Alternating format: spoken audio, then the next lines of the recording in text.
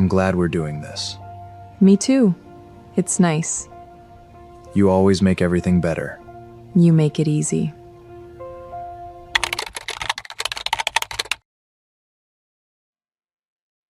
Is this seat taken?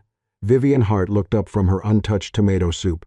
Across from her stood a rain-soaked stranger with tired eyes, an old coat, and the kind of voice that sounded like it had apologized too many times. "It depends," she said. "Are you planning to talk? Only if the soup is worse than it looks." For the first time all night, Vivian almost smiled. Tomorrow morning surgeons would open her skull to remove a rare brain tumor. By noon she might wake up changed forever, or not wake up at all. Noah Reed didn't know any of that. He only knew she was a young woman eating grilled cheese and apple pie like she was trying to memorize the taste of being alive. Then the envelope slipped from her coat. "For Mom, if I don't wake up." Noah read the words before she could hide them. And when Vivian reached for it, shaking with anger and fear, the stranger leaned closer and whispered, "Don't make silence the last thing you leave behind." The diner sat 2 blocks from Massachusetts General Hospital, squeezed between a closed pharmacy and a flower shop with dead roses in the window. Rain blurred the glass until the streetlights looked like melted gold. Inside, the air smelled like coffee, fried onions, and old vinyl booths wiped clean too many times. Vivian did not belong there. At 27, she was the CEO of Hartwell Biotech, one of the youngest biotech executives in Boston. She wore a cream cashmere coat, black heels, and the still face people mistook for confidence. In her coat pocket was a signed surgical consent form. Beside it was a sealed envelope addressed to her mother. "For Mom, if I don't wake up." Tomorrow morning, surgeons would cut into Vivian's skull and try to remove a rare tumor pressing against the parts of her brain responsible for speech and memory. The doctor had explained the risks carefully: loss of language, partial memory damage, paralysis, death. Vivian had nodded through all of it like she was reviewing a quarterly report. Then she had left the hospital and walked into the rain. She had not called her mother. She had not called Ethan, her CO, who knew just enough to worry and not enough to stop her. Instead, Vivian ordered the meal her father used to make when she was small: tomato soup, grilled cheese, and a slice of apples dinner. She hated herself for naming it that. The diner was unusually crowded because of the storm. Wet families huddled over fries. Nurses from the hospital drank coffee with both hands. A child in a red hoodie slept against his grandmother's shoulder. The stranger had come in 10 minutes earlier, checked the prices on the menu, and ordered only black coffee. He had not begged. He had not performed poverty for sympathy. He simply sat at the counter like a man calculating how much dignity he could afford. Then a family with 2 children entered, dripping rainwater and looking helplessly for seats. Vivian heard herself say, "You can sit here." The stranger turned. "Me? No, the ghost behind you." He studied her for a second, then carried his coffee over. "Noah Reed, Vivian. Just Vivian tonight, yes." He sat down. "That sounds like a warning." "It is." They ate in silence at first. Or rather, Noah drank coffee while Vivian lifted a spoonful of soup and let it cool too long. "You're not hungry," he said. "I didn't ask for commentary. You're eating like someone trying to remember the flavor before it disappears." That made her look at him. Noah lifted both hands. "Chef. Occupational hazard." Former chef. His expression shifted. Former many things.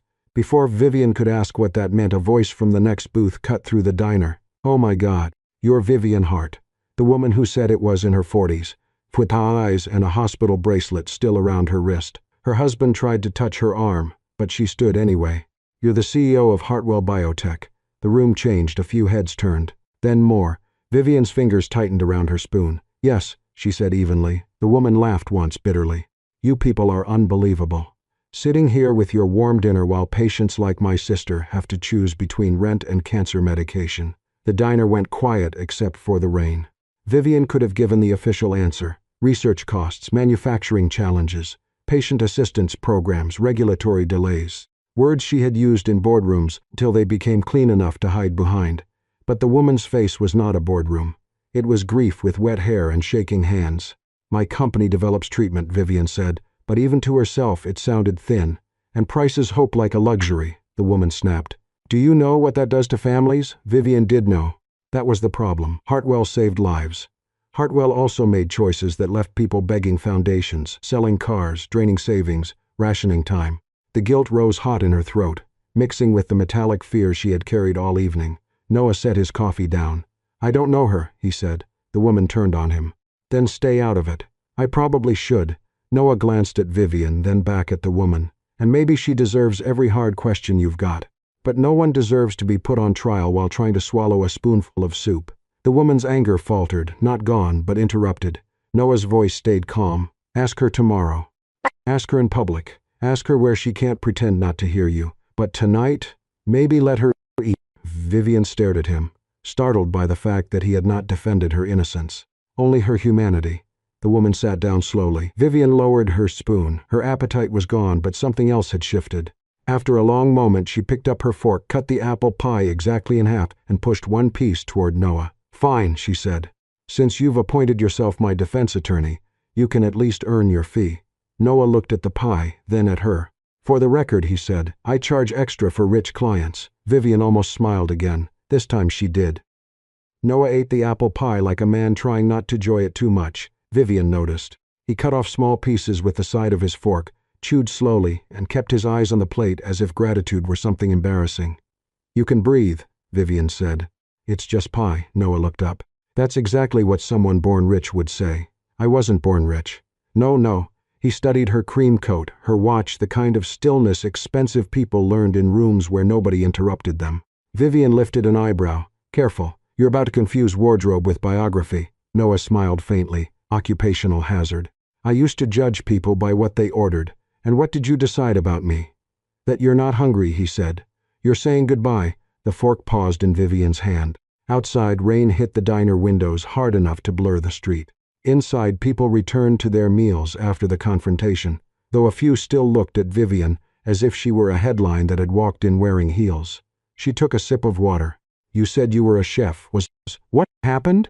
Noah leaned back. That's a long story. I have a long night. Something in her tone made him look at her more carefully, not with pity. Pity would have made her stand up and leave. I had a small restaurant in Portland, he said. 12 tables, bad plumbing, good chowder. My son used to sit in the corner booth after school and do homework while I burned myself trying to look impressive. Your son? Sam. 12. His face softened before he could stop it. Smart. Suspicious. Too good at pretending he doesn't care. Vivian recognized that last part, though she said nothing. Noah stirred his coffee. His mother died 4 years ago. We were already divorced by then, but grief doesn't care about paperwork. I thought I could keep the restaurant running, keep Sam steady, keep myself upright. But you couldn't. No, he said. I couldn't. There was no drama in the admission. That made it worse. I missed meetings, court dates, school things. I made promises when I was sober enough to mean them and depressed enough to break them. He swallowed. Eventually, Sam stopped asking when I'd come. Vivian looked at him across the table. And now I'm in Boston to lose an appointment with him. That's your plan? It wasn't my first choice. My first choice involved reconciliation, forgiveness, and maybe a sandwich. He glanced at the pie. But I got told he didn't want to see me. Vivian was quiet for a moment. Do you blame him? Noah's smile disappeared. No. That answer, simple and unprotected, made something in her chest tighten. Her phone buzzed against the table. Ethan Caldwell. She turned, it face down. Noah noticed. Someone you're avoiding? Several people. Efficient, that's what I'm known for. Her phone buzzed again, then again. Vivian's jaw tightened, but she did not answer. Noah nodded toward it. Work? A meeting. At almost midnight, a meeting that can't be postponed. People say that when they're talking about hospitals, courtrooms, or boardrooms. Vivian looked at him sharply. Noah raised one hand. I'm not asking. Good. But for the record, nobody walks 2 blocks from Mass General in a storm to eat childhood food alone because of a normal meeting. Vivian hated how gently he said it. She turned toward the window, where her reflection looked pale and unfamiliar. Second, she saw herself at 8 years old, sitting at a small kitchen table while her father placed grilled cheese triangles beside a bowl of tomato soup. Her father had fixed clocks for a living. He smelled like metals, soap, and cinnamon gum. He moved slowly, spoke softly, and believed every broken thing deserved patience.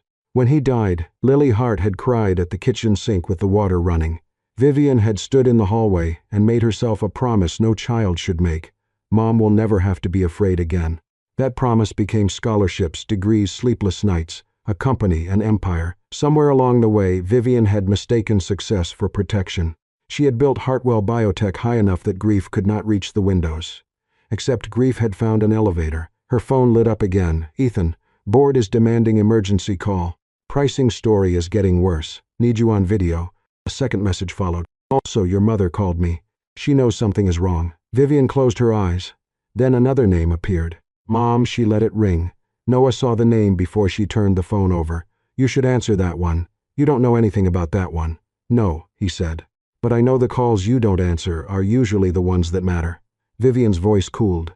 Is this where the former chef becomes a philosopher? No. This is where the former father recognizes cowardice. Her eyes flashed. Former father? The words hit their mark. Noah looked down. Vivian regretted it immediately, which irritated her more. I'm not weak because I don't want an audience, she said. I didn't say you were weak. People always say that right before they treat you like glass. Noah leaned forward slightly.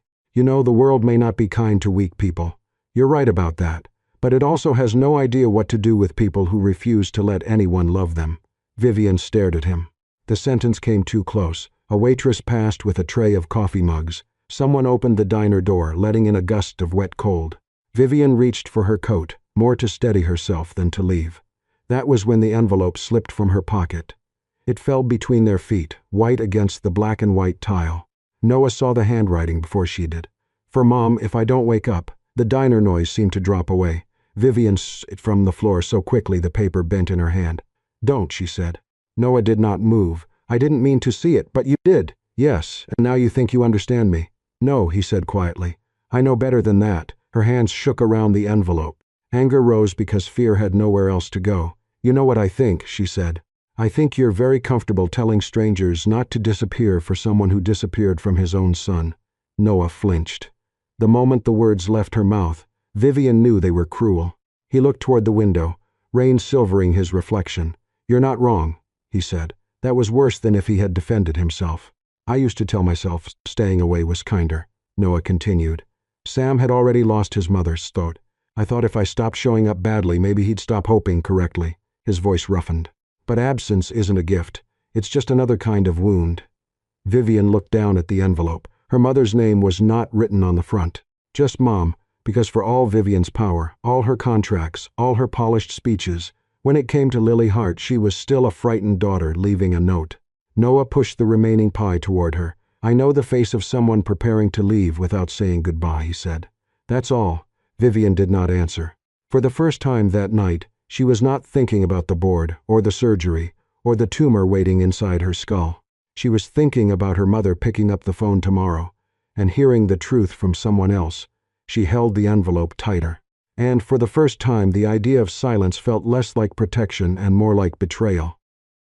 Vivian left the diner because staying felt dangerous, not physically dangerous. That would have been easier. She understood physical danger now. It came with scans, consent forms, surgical risks explained in careful voices. This was different. Noah Reed had looked at an envelope on the floor and somehow seen straight through her. That was unacceptable. So she stood, pulled on her cream coat, placed too much cash on the table and said, I need to go. Noah glanced at the money. That's either a tip or a small apology. It's neither. Then it's too much. Vivian gave him a look. Do you argue with everyone who feeds you? Only the ones who look like they're running from a phone call. She should have walked out without answering. Instead, she said, Good night, Noah. The rain hit her the moment she stepped outside. Boston was slick and black under the storm. Car headlights smeared across the pavement. The hospital stood 2 blocks away, lit like a ship in bad weather. Vivian started toward it quickly. A few seconds later, Noah appeared beside her, holding his old coat closed against the wind. I'm not following you, he said. You're walking in the same direction. That's different. It really isn't. I have somewhere to be. Vivian looked at him. At midnight, in a storm, he pointed down the street. Community kitchen. I used to help there. Sometimes they stay open during bad weather for people waiting on hospital patients. I didn't ask. No, but you were about to assume I was homeless, dangerous, or emotionally attached to your pie. I was leaning toward emotionally attached to my pie. That pie was mediocre. You ate all of it. I've made complicated compromises in my life. Vivian almost smiled again, then remembered she was angry with him. Her phone rang inside her coat. Ethan. She ignored it. It rang again. Then a text appeared. Vivian, answer me. Board is already on the call. They want approval tonight. She kept walking. Noah did not comment this time. They reached a low brick building with warm light spilling from its windows. A handwritten sign on the door read, Hot meals, all welcome inside. The air smelled of soup, wet coats, and industrial cleaner. People sat at long folding tables. An older man with an oxygen tank, two teenage girls sharing headphones, a mother rocking a sleeping baby, a man in hospital scrubs staring blankly into a cup of coffee. A woman in a red apron looked up from the serving counter. "Noah," he gave an embarrassed little wave. "Hey, Marisol, I thought you were done with Boston." "So did Boston." She glanced toward the kitchen. "Lewis is stuck across town. We've got 40 people and one pot of soup," Noah sighed. "Of course you do." Vivian checked her watch. "I have to get to the hospital." Noah looked at her. "Then go." But he was already rolling up his sleeves. Vivian should have left. Instead, she stood there as Noah disappeared behind the counter and, within seconds, changed. Not magically, not dramatically, but clearly. His shoulders squared, his tired eyes sharpened. He tasted the soup, winced, added salt, found onions, asked for garlic, organized volunteers, moved around the small kitchen like his body remembered a language his life had forgotten. He was impatient, exacting, occasionally rude. "No, not that knife. That knife gave up in 2007. Who chopped these carrots?" "A raccoon." "Marisol, if you call this coffee one more time, I'm reporting you to the authorities." People laughed. Vivian watched from near the door, unsettled. Noah Reed was not a sad man waiting to be saved. He was a man who had lost the place where his gifts once made sense. Her phone vibrated again. "This time," she answered. Ethan's face appeared on the screen, tense and exhausted. "Thank God," he said. "Where are you?" "Near the hospital." "Vivian, the board is waiting. The pricing story is getting worse. The patient groups are pushing hard and investors are panicking." "I'm aware. They want you on video now. I have surgery in 7 hours." His expression softened. "I know." "No," Vivian said quietly. "You know there's a procedure. You don't know what it is." Ethan looked away for a second. That hurt more than she expected. "The board knows enough to be scared," he said. "And scared boards do ugly things." "What do they want?" Ethan hesitated. "Say it." "They want approval on the licensing increase before morning." Vivian went still. Around her was handing bowls of zips to people whose faces carried the unmistakable exhaustion of hospitals and bills. A woman in a knit hat counted pills from a plastic bottle beside her tray. The man with the oxygen tank asked if he could take an extra roll for his wife. Vivian had approved increases before. She had always had reasons: research costs, future development, market pressure, shareholder confidence, the brutal math of keeping a biotech company alive long enough to make medicine that mattered. Reasons could be true and still not be clean. "The increase affects oncology access programs," Vivian said. Ethan's silence answered. "They want to raise costs during a pricing scandal. They want to stabilize the stock before your medical leave becomes public." "My medical leave is not public. Your mother called me." Vivian closed her eyes. Ethan continued, softer now. "Lily knows something is wrong. I didn't tell her details, but she knows you're hiding something." Vivian's throat tightened. On the other side of the room, Noah placed a bowl of soup in front of the older man with the oxygen tank and said something that made the man smile. Vivian looked at the screen. "Put me on the board call," Ethan blinked. "Now?" "Now." A minute later, Vivian stood in the corner of a community kitchen, rain dripping from the hem of her expensive coat, facing 12 board members on a glowing screen. The chairman spoke first. "Vivian, we need decisive leadership. You have it. The licensing increase must be approved tonight. We cannot appear weak while activist groups attack our pricing model." Behind Vivian, a volunteer dropped a tray. Someone apologized. A child coughed. One board member frowned. "Where are you?" "Somewhere useful," Vivian said. The chairman ignored that. "The increase is temporary positioning. We can expand assistance programs later." "That's what we said last time." A silence followed. Ethan watched her carefully from one square on the screen. The chairman's voice hardened. "This is not the moment for sentiment." Vivian thought of the woman in the diner, her sister choosing between rent and cancer medication. She thought of her mother's unanswered calls. She thought of her father, fixing broken clocks at the kitchen table, telling her that a thing was not repaired just because it started ticking again. Then she looked past the screen at the line of people waiting for soup. "No," Vivian said. The chairman stared. "Excuse me, I will not approve the increase, Vivian. In fact, we're freezing oncology pricing for 12 months, effective immediately. Ethan will draft the announcement." Several voices erupted at once. Vivian raised her hand. "We will also expand the Patient Assistance Fund and publish the eligibility process in plain language. No more hiding behind forms sick people need lawyers to understand." One board member laughed sharply. "You are making emotional decisions under medical stress." There it was. The thing she had feared, not death, not weakness. Being reduced to a woman whose pain made her unfit to lead. Vivian's voice became very calm. If this company can only survive by making sick people poorer, then maybe my brain isn't the only thing that needs surgery. The room behind her went quiet. Even Noah looked up. The chairman's face darkened. You may be forcing us to consider whether you remain fit for your role. For once, Vivian said, that may be the least interesting thing about me. Then she ended the call. For several seconds, she just stood there, phone in hand.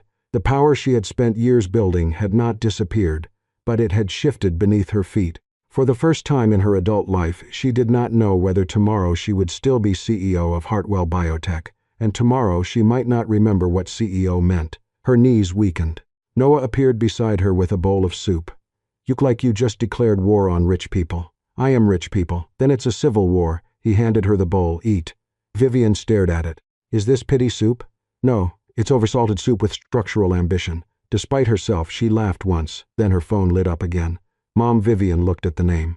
This time, her thumb hovered over the answer button longer than before. Noah saw it but said nothing. That was his gift, she was beginning to realize. He did not push people toward the truth. He simply stayed close enough that running felt embarrassing. Vivian did not answer, not yet. But she did not turn the phone over either.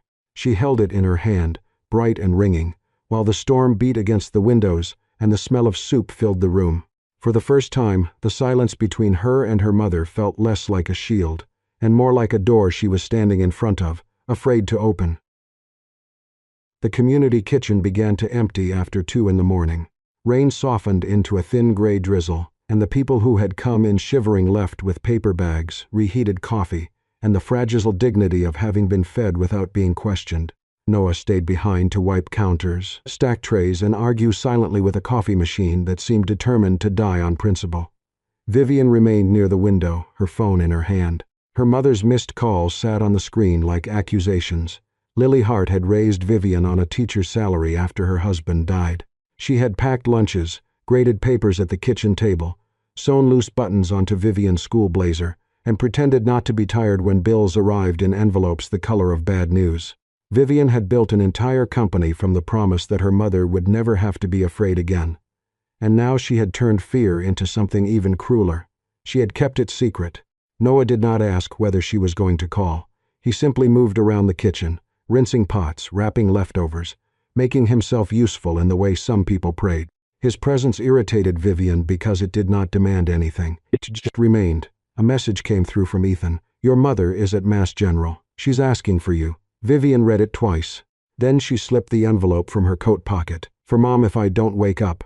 The words looked childish now, not tender, not noble, cowardly. She had imagined the letter as mercy.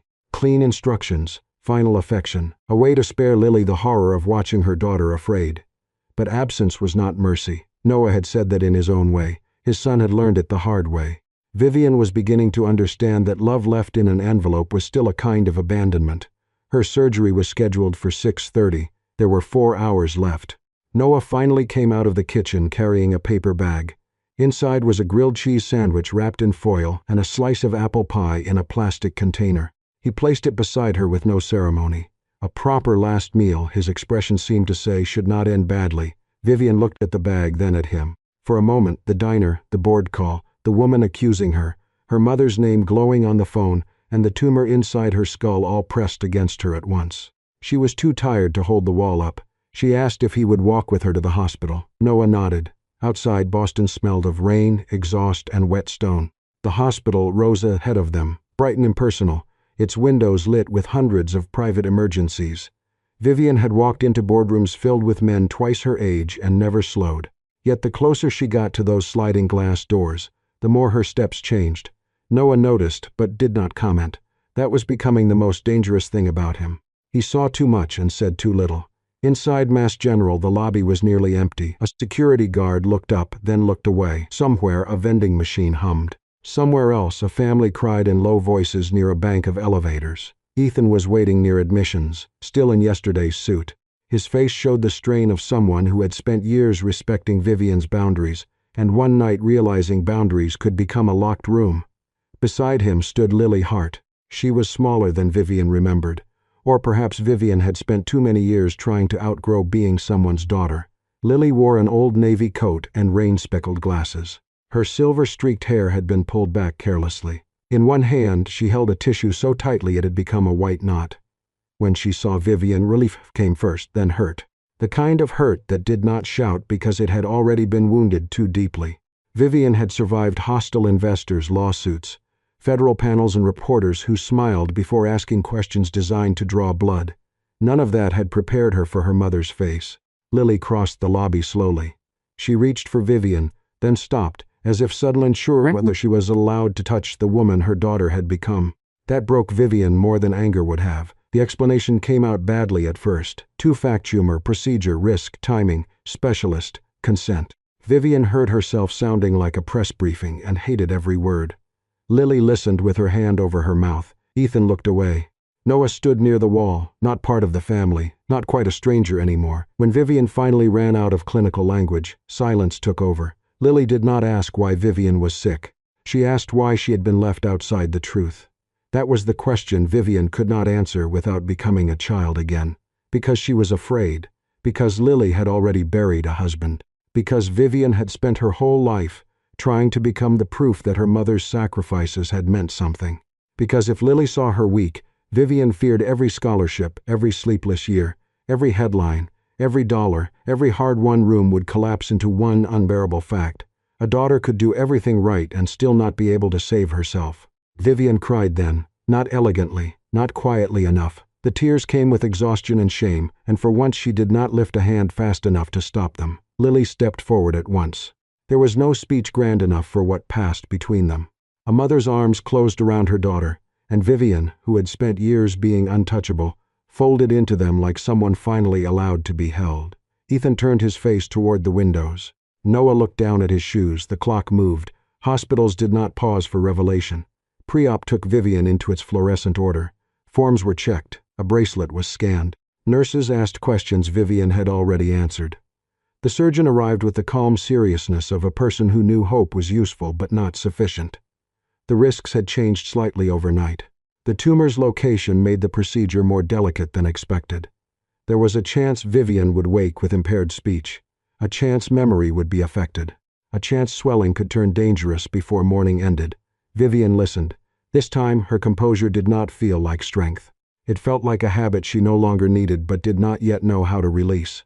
Lily held one hand. Ethan stood at the foot of the bed, pale and helpless. Noah remained by the curtain, holding the paper bag from the kitchen. Vivian noticed it and almost laughed.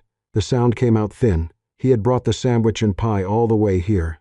A ridiculous offering, a sacred one. When the nurse stepped away, Noah approached and set the bag beside the bed. The foil had gone soft from steam. The pie was probably terrible now. Vivian loved it for that. She looked at him, this man who had lost a restaurant, lost faith with his son, lost the right to think of himself as dependable, and yet had stayed through the long, strange night of a woman he had met over soup. The fear returned then, sharp and childish. Not fear of pain, not even fear of death, fear of disappearing before she had learned how to be known. Vivian's eyes asked the question before her mouth could. Why are you still here? Noah leaned close enough that only she could hear him. His voice was low, rough from sleeplessness and rain. Because someone should be here when you wake up, he whispered, and someone should be here if you don't. The words entered her gently and destroyed the last of her defenses. Vivian closed her eyes. She had thought courage would feel like certainty, like command, like the old version of herself walking into a room and bending it toward her will. But courage, she learned in that moment, could also feel like terror with someone holding your hand. She looked at Lily first, then Ethan, then Noah. She did not promise she would be fine. She did not say she was ready. She only let herself be wheeled toward the double doors without pretending she was not afraid. As the doors opened, she turned her head once. Lily was crying. Ethan stood with both hands clasped behind his neck. Noah remained in the hallway, still holding the ridiculous paper bag as if there might be some use for it later. Then the doors closed. The waiting began. Noah sat beside Lily without asking permission. Ethan lowered himself into the chair across from them, his phone already filling with messages from a company beginning to fracture. For a long while none of them spoke. Near dawn Noah took out his phone and opened a message thread with Sam. His thumb hovered over the screen. He had written too many apologies in his life and lived too few of them. This one needed to be smaller, truer. He typed, "I stayed this time." He sent it before he could make it sound better. Minutes passed. Then his phone lit up. Sam replied with only 2 words, "I know." Noah stared at them until his vision blurred. Outside, morning gathered slowly over Boston, colorless and uncertain. Inside the operating room, Vivian Hart was beyond control, and for the first time the people who loved her, or were beginning to, did not try to turn fear into a plan. They simply stayed. Vivian did not wake like people did in movies. There was no sudden gasp, no golden light, no perfect return. She came back slowly, first to pain, then to the steady beeping beside her bed, then to her mother's face bending over her with swollen eyes. Vivian tried to say, "Mom." Nothing came out. Panic shot through her. Her fingers tightened around the blanket. The machines began to complain. Lily took her hand at once. "Don't try yet," she whispered. "You're awake. That's enough. Awake. But not whole." The surgeon later explained that the operation had gone as well as they could hope, but swelling near the speech centers would make recovery uncertain for a while. Vivian listened without speaking, furious at her own helplessness. She had built a company with her voice. Now even one word felt like climbing a mountain. Ethan visited that afternoon with dark circles under his eyes, the tablet full of chaos. The board was furious. Investors were threatening action. Some directors wanted to reverse her decision on the patient assistance fund while she was recovering. Vivian reached for a notepad. Her hand shook as she wrote 3 uneven words. "Do not undo." Ethan looked at the page, then at her. "I won't," he said. She underlined "not" until the paper nearly tore. For the first time since the surgery, Ethan smiled. Bossy, even with brain swelling. Vivian would have laughed if it did not hurt. Noah came that evening. He brought no flowers, no dramatic speech. Just terrible hospital coffee and a grilled cheese sandwich wrapped badly in foil. He sat by the window and complained quietly about the hospital cafeteria as if that were a perfectly normal thing to do beside a woman who had nearly died. Vivian watched him, exhausted. On the 4th day, she managed one broken sentence. "You stayed." Noah looked up. His smile was small, almost shy. "I'm practicing." That was the right answer, not heroic, not too much, just honest. Recovery was not graceful. Vivian forgot words, snapped at nurses, cried when she could not remember the name of a simple object, and hated needing help. Lily stayed anyway. Noah returned anyway. Ethan kept Hartwell from collapsing and refused to undo her decision. Noah's life also moved forward in small, imperfect steps. Sam agreed to meet him for dinner once a week. The first dinner was awkward. Sam did not call him Dad, but he did not leave early either. When Noah told Vivian, she wrote on her notepad, "That counts." Weeks later, Vivian left the hospital thinner, slower, and less of herself. Hartwell was still in crisis, but the first patient was approved through the new assistance fund. Lily cried when Vivian showed her the message. 3 months after surgery, Vivian returned to the same diner near Mass General. Her hair was shorter. Her speech still paused sometimes, but she was alive. Noah arrived 5 minutes late, breathless and apologizing. Vivian lifted a hand. "I'm learning," she said carefully, "not to turn 5 minutes into a tragedy." He smiled and sat across from her. They ordered tomato soup, grilled cheese, and apple pie, the same meal. But this time Vivian did not eat it like a goodbye. Noah cut the pie in half and pushed one piece toward her. "What do we call this one?" he asked. Vivian looked out at Boston after the rain, then back at him. "The first meal," she said. "The first one I'm not eating like I'm trying to disappear." Noah did not take her hand. Not yet. He simply stayed across from her, and Vivian finally understood. Sometimes love did not arrive as rescue. Sometimes it arrived as someone who stayed long enough for you to begin again. If I were Vivian Hart, I think I would have been tempted to do exactly what she did at first. I would have tried to control the ending. I would have written the letter, signed the forms, eaten the meal alone, and told myself it was kindness not to make anyone watch me fall apart. But maybe that is the lie strong people tell themselves. Sometimes silence is not protection. Sometimes silence is just fear dressed up as dignity. When you have failed someone you love, staying can feel arrogant. It can feel easier to step back and tell yourself they are better off without you. But if I were Noah, I hope I would have chosen what he finally chose. Not a perfect apology, not a dramatic promise, just presence. To sit beside Vivian before surgery. To message Sam, "I stayed this time." To begin proving love through small repeated acts instead of beautiful speeches. Because maybe love is not always about saving someone. Maybe love is simply refusing to let fear make you absent. So let me ask you, have you ever hidden your pain from someone you loved because you thought silence would protect them? Share your thoughts in the comments. And if this story touched your heart, please like, subscribe Soul Stirring Stories channel. Sometimes the meal we think is our last becomes the first one we truly taste, and sometimes love begins with a stranger who does not promise to save us, only to stay.